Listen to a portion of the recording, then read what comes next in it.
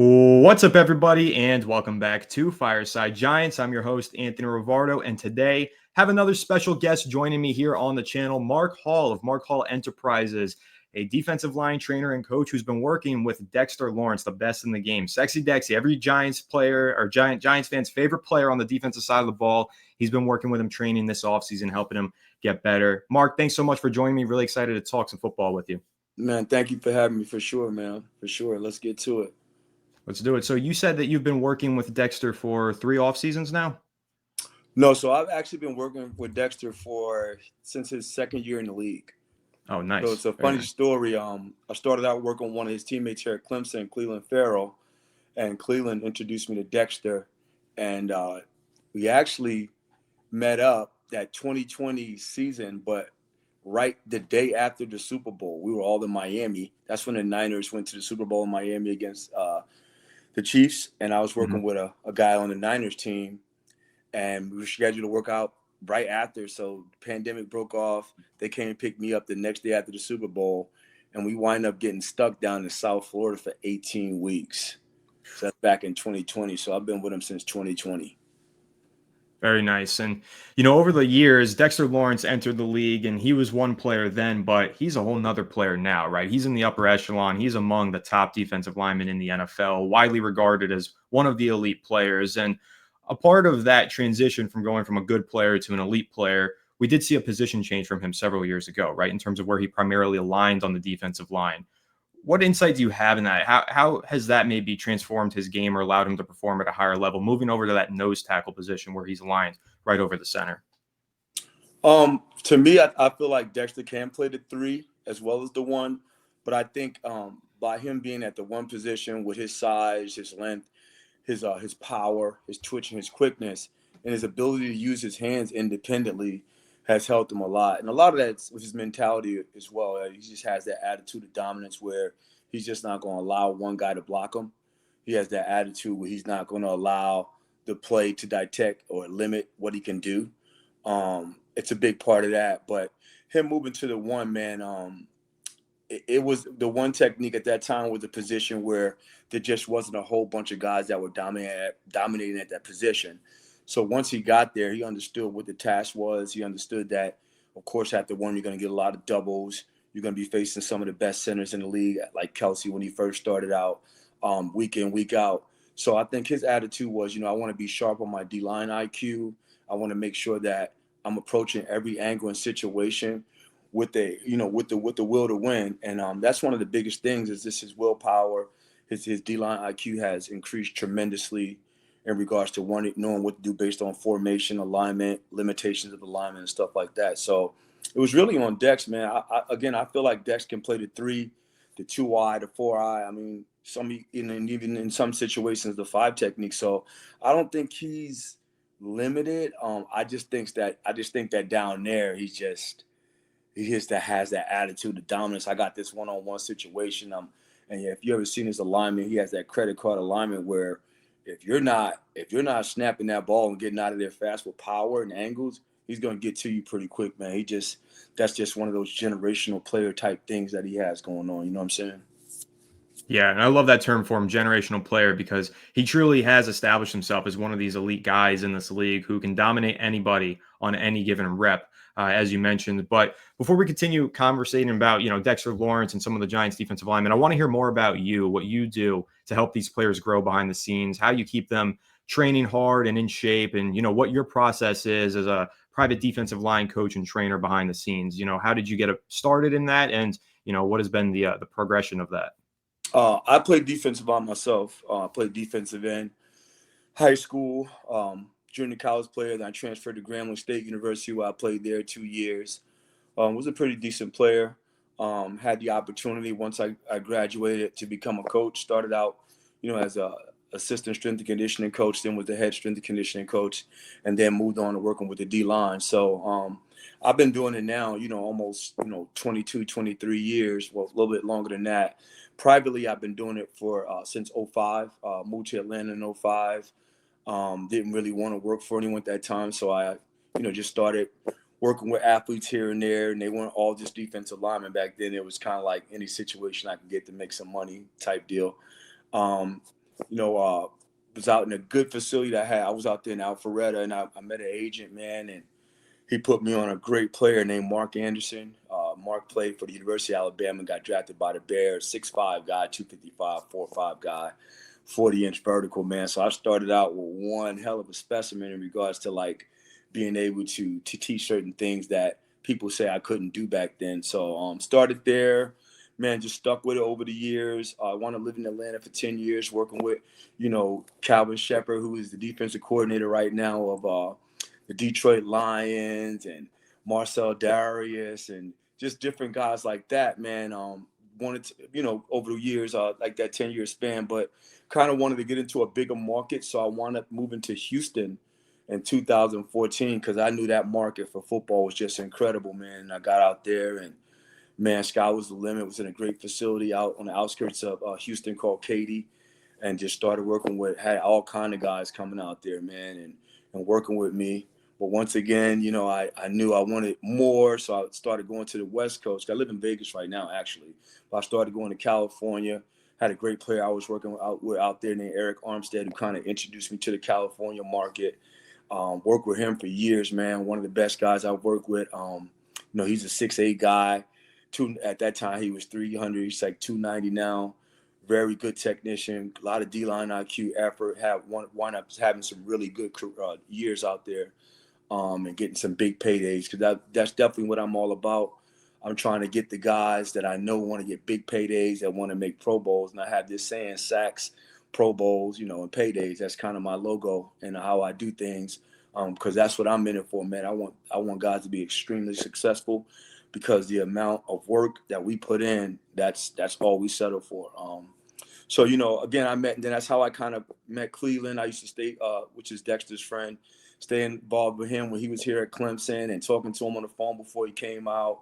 Then he wound up working with me. He gets drafted fourth overall by the Raiders. I start working with him, moved to Vegas, and I moved to Vegas, and been out in Vegas like 5 years. And now I got Christian Wilkins. He's out there now, and always have worked with Dex, man. Work with Dex in the spring, work with him through the summer. Lots of phone calls, lots of information, stuff like that. He's just always been a guy that I've been very close to in regards to making sure that everything he wants out of the game, he can get it. You know what I mean? Yeah, of course. Really fascinating to hear that career path, and it's so cool speaking with you as somebody who's so experienced in this field and has been with so many different high caliber NFL players and working with so many great defensive linemen. So returning the conversation back to Dexter Lawrence and gaining more insight on him, what separates him, right? Is it work ethic behind the scenes? Is it something that's just innately gifted to him from God? What is it that you've seen from him that really separates him and allows him to play at such a high level? Well, I think it's a combination of everything. It's a combination of the work ethics. It's a combination of the genetics. It's a combination of the attitude, the temperament, upbringing. I know Dexter's mom. We talk quite often in regards to what's going on with him, and she has that attitude of dominance, making sure that things are set, making sure that she raised her boys to be young men. So it starts there, and then genetically, I mean, come on, he's 6'5". Bench press 225, 38, 40 times, can run a 4.9, 5.0 at that weight. I mean, you just don't fucking make them like that, to be totally honest with you. You know what I mean? And then I'm telling you, like, I've seen guys with some of those tools, but what separates him from a lot of different things and a lot of different people, I think, is just that attitude of dominance. You know what I'm saying? Just that attitude that I can't be F with. You know what I mean? Basically. And I know how to go about making sure you don't do that. I know how to consistently go about making sure you don't do that. And I know how to consistently stay on top, because I know that everybody's coming at me. He's going to get majority of the doubles. He's going to get majority of the slides. He's going to get a majority of the plays that go away from him. But he still finds a way to work back into the play. Dexter's a big guy, and you watch Dexter on video, Dexter's running 15, 20 yards downfield. And this is consistent. In the NFL, and even myself, we have these things we call loaf. If we see a guy loafing to the ball, that's an indicator you're tired. That's an indicator you may not want it. So he does all those things extremely well, and is consistent. Consistency has been one of the bigger reasons that he's had such early success. And I say early success because I think, even watching film today and yesterday, I think he can do so much more to the game to impact plays and to impact the way they play across the front, to where they impact. He can impact the way they play across their front. So he just has so many different levels that he can raise his game to get even more out of it. Yeah, and that's a perfect transition over to what I was going to ask you next, because from a Giants fan's perspective, they'll look at Dexter Lawrence and say, this guy just gets better every single year. And it's shocking because how does he continue to improve? He's already so great. How does he continue to improve upon that? So I guess that's where I'll ask you, is there anything specific that maybe he's working on that, if that's not private information, that he's trying to take to the next level? And how does a player like that continue to get better every single year, despite already being among the best in the league? Oh yeah, that's some of the things we've been looking at the last 2 weeks. We've been here 2 weeks now. It's making like he makes a lot of plays on the line of scrimmage. We're trying to get him where he can make plays on the other side of the line of scrimmage. More tackles for loss, more penetration, more getting his body in the gap and getting more vertical off his hands. Um, that I think is the next level to his game, and he's more than capable to do that on a consistent basis. It's just, let him understand that, hey, you can do it. I know what you can do. I know how you can do it. And let's just get it done. And consistently telling him that every day on the field working, film study, every time, just consistently tell him. And I tell Dexter all the time, I say, hey, Hall of Famer, Dex, Hall of Famer, Hall of Famer. I mean, I say that to him so much, he probably thinks I'm crazy. But what I'm trying to get in his head, like, in order to get to that, you got to be the best. In order to be the best, you got to play above and beyond the line of scrimmage. And I'm telling you, he came out the gate last year, had 9 sacks. We consistently get him game. He gets hurt, and whatever chips fall with him on that. But I think, if he can consistently keep that up and then add that other element by playing on the hill line and playing on the other line of scrimmage, I think that he can do even more damage and he can create some wins for you. You got a guy like Dexter hitting quarterbacks or hitting running backs in the backfield. You got to think that ball's going to be on the ground a couple of times. And that's being able to change the pace of the game, change the outcome of the game sometimes. So just let him add on to what he's doing, and not always powering guys all the time, bull rush 2-to-1s. When you got to soften these guys up, then start going to your quick game arsenal.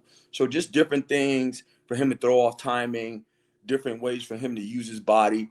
And because let's be honest, you got a big guy like that, and he's bruising all the whole game, putting his hands on guys, bull rushing guys, stuffing guys.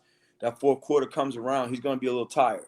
So we want him to be able to get out there those first 10, 15 plays, go to the power game, make some finesse in there, try to save his legs for that fourth quarter too. So just different variables to his game, man. That's all you got to do.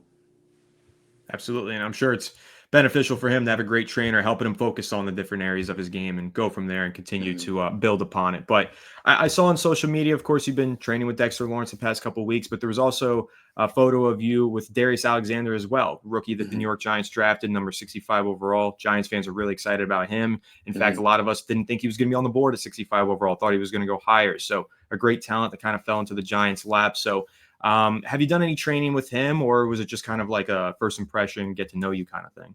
No, he's been here with us the last 2 weeks. My first impression on him is, he has the height, long arms.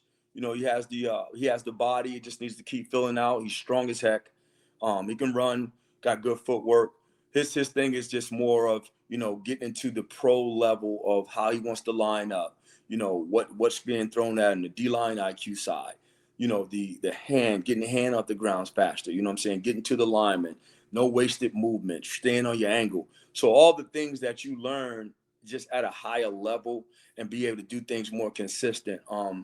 One thing he has, man, he has some very strong hands. I mean, I got a couple coaches here with me helping me out, man, and he is beating them up, like, period. Like, when he grabs you, you're going to go somewhere. If we can get him to get his hips behind those hands and him be able to take control of the tempo, he's going to do some good things for you guys. Looking at him, I like the way he works. He's a hard worker. He's in good shape. Some guys come out of college not in the best shape. He's in really good shape, super strong. Like I said, he can bend. We just want to get him more flexible in his hips, and we want more foot fire of him going vertical to the lineman. But I think Darius going to be a really good player for you guys, especially watching him on tape with Toledo. Man, I saw some good things jumping at me. He's definitely a player. So we get him where he wants to be. And Jordon Riley as well, man. You know, he's here. He's coming a ways too, man. Jordan got a lot of twitch, got great footwork. He cuts his shit. He's able to get small, get skinny, even at a big guy. He's cut some weight down from last year. He's looking really, really good. He's been one of the better looking players in camp this year. We watch film sometime. I'm constantly in his face. I'm constantly on him, yelling at him. I'm always yelling at Jordan all the time. Because I know what he can do, and I want him to take that next step. But I was always told by coaches, you yell at a player, man, you make sure at the end of the day you bring him close to him, let him know you care about him. So he knows that, and he knows I want the best for him. And I think that he really can make that step forward this year, man, by him coming in with his body composition change and him really, really developing that D-line IQ and understanding who he is as a player. So, yeah. Yeah, you're saying all the things that Giants fans want to hear. Definitely hyping it up on the defensive line and getting them Right. excited. But, Jordon Riley, that's a player that Giants fans had a lot of excitement about when he was coming out. He made some standout plays in the preseason, looked really good in his rookie year. Hasn't seen the field a ton so far, but has always been a guy that Giants fans, particularly on Fireside Giants, our viewers really like him, really excited about him because we've talked about him quite a bit on the channel. So what's something specifically you might be working on with him or maybe looking to help him improve on that could, help him take that game to the next level? Yeah, we actually were going through it today. Just no wasted motions. Him attacking right now, reading his keys, attacking right now, getting his hands on him as fast as you can. He got a lot of power in the lower body from the core down. So we just want to make sure he gets his hands on him, control the tempo, and be able to, speed in, speed out, power in, power out off the brakes. Don't stay on the blocks too long. Create avenues, create windows, create lanes for yourself. Just those type of things, man. And once he does that stuff, man, shit, he's gonna be tough to deal with too. So they're gonna have a triple threat down there. Yeah, that's super exciting to hear. And I'm so happy that you brought that up because you look at this Giants defensive line, Dexter Lawrence stands out. He's obviously their crown jewel in the middle. But then you go through the rest of the guys that they have on the roster. Now they add Darius Alexander to the mix. They have Jordon Riley. And then if you look over in the edge rusher room, they've got Abdul Carter joining the mix with Kayvon Thibodeau and Brian Burns. So they've just got a lot of talent up front on this defensive line. That's the number one thing that I know Giants fans are most excited to see is this pass rush. So having coached defensive linemen for so many years, been around so many great defensive linemen, how important is that for there to be several chess pieces up front for a defensive line, right? How do those players help one another grow, get better, create matchup advantages? What have you seen throughout your experience that makes it so beneficial to just have so much talent stacked on top of each other on the defensive line? Well, you can have those caliber of guys all across the defensive line, but the number one thing you have to have along with those guys is continuity. And continuity is being able to know each other's strengths and weaknesses and be able to play with one another and off one another. Giants are a team who run a lot of stunts up front. I don't think it's a secret. They do a lot of twisting and turning up front. And in order to be successful at that, you have to have a good relationship with the guy you're running the stunts with. So from watching them on film all these years and knowing their personnel, I know Brian, I've had the opportunity to work with Brian Burns, had the opportunity to work with Thibodeau when he was out in Oregon. So I know, just some of the things and the way those guys play, if they can just inside out get continuity across the board, they're going to be one of your top 5, defensive lines in the league. So it's just all about continuity. They got the players, what I'm saying? They got the roster. It's just now everybody playing together and believing one another and going out there and make that shit happen, No doubt. That's definitely been a thing for the Giants, over the last several years, a lot of moving and shifting parts. Also in the coaching staff for the New York Giants, right? They've had some changes there, going from Wink Martindale a couple seasons ago to Shane Bowen. What's the impact of coaching changes on defensive linemen in particular? How is that to navigate? Obviously they do so much work in the off season, in the summers, like they're doing with you right now, Mark, but from behind the scenes perspective, for a defensive lineman to be going through some sort of a scheme transition and, trying to find a new place in a new defense with a new leader, what does that look like? How difficult can that be to manage and navigate? And what is the success point for a defensive lineman in order to make that transition beneficial? Well, you're hoping that your head coach gets you a DC and a defensive lineman coach that plays a similar scheme to what you're good in. That's the key. When you got that type of lineup, you got a Dexter. You want to make sure you put him in a position where he can go do his thing. Same thing as those edge guys and Jordon and Darius as well. I think it's important not to try to reinvent the wheel. If these guys have had major success in a certain style of defense, let's try to maintain that style of defense, but get better at it. So that's one of the biggest things. You don't want to go in there and just totally change things around. And now you got guys relearning positions all over again. So I think you kind of take a step backwards a little bit when you do that. You know what I mean? Yeah, and I think that ties into continuity, right? It's a Yeah. key word because you Yeah. mentioned continuity for all the players on the defensive As line, well but as coaches. also in the coaching Yeah, staff. as well Exactly. as coaches. If you can get everybody on the same page, you got a shot. You got a shot to do some good things. It's when everybody's kind of all over the places where things can get bad, and they can get bad fast. And you never know when you get it back. Right. And Giants fans should know that well. Of course, we watched 2 Super Bowls, 2007-8, 2011-12.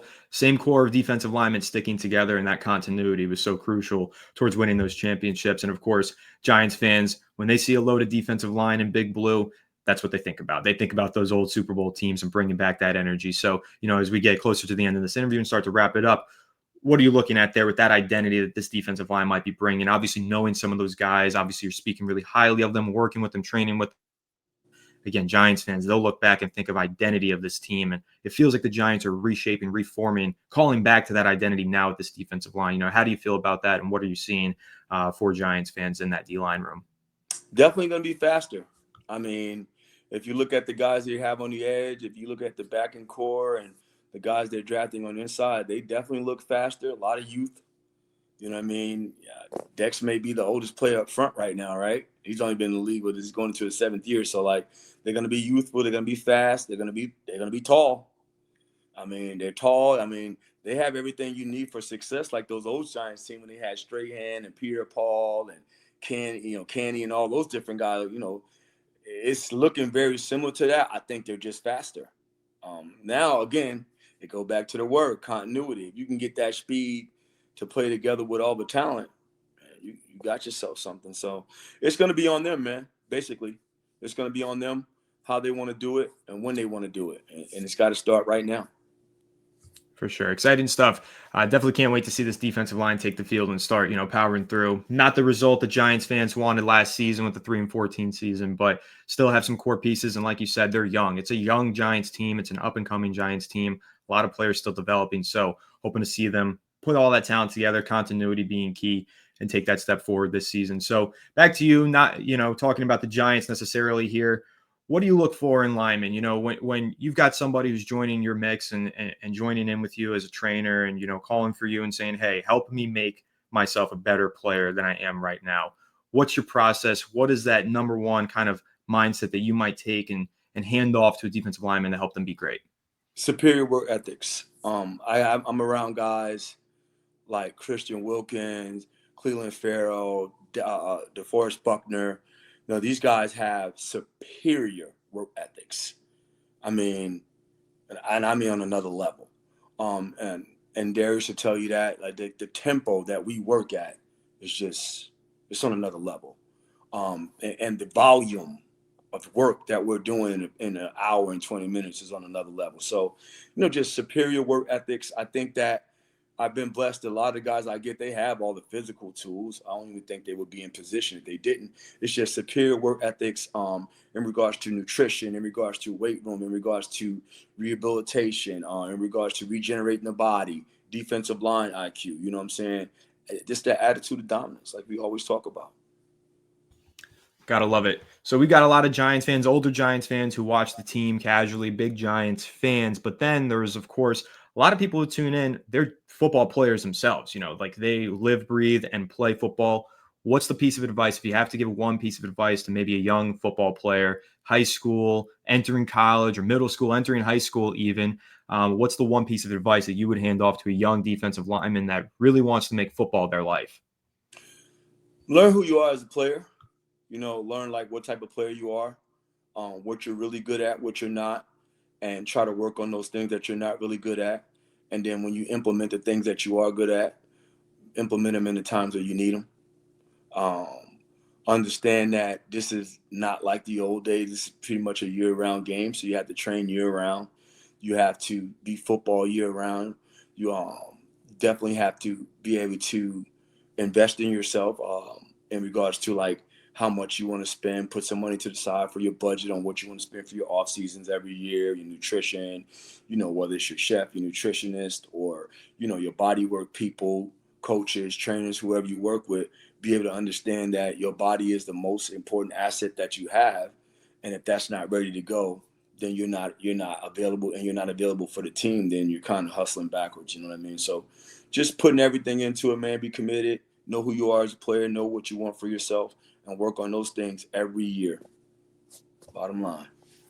Yes, sir. I think that's important detail, important insight as well. And you dropped a lot of knowledge, dropped a lot of information for us. So I really do appreciate you, Mark. Thank you for coming on here and joining me and talking some New York Giants, but also just talking some football, talking some defensive line. Where can the people find you and learn more about what you do? Man, you can find me in Las Vegas, Nevada, but mostly people get on my Instagram at Mark Hall Enterprises and check out some of the drills and stuff that we're doing that day. We don't give you everything, but we give you, I give you a lot in regards to like what I'm trying to do and what I'm trying to accomplish and how I'm trying to translate what I do to actual game time stuff, and never getting caught up in too many, never getting caught up in trying to make everything my way, adjusting to the player, man, and making sure I'm giving them what they need, brother. You know what I mean? Yes, sir. Awesome So, stuff. Once again, thanks so much for joining me. Really appreciate it. you're Everybody welcome. tune in. Make sure to leave a like if you enjoyed. Subscribe if you're new. Ring the bell so you don't miss an episode. Comment your thoughts down below. Once again, Mark, thank you. And we'll catch you on the next one. Thank Have a you, good bro. one. And let's go New York Giants.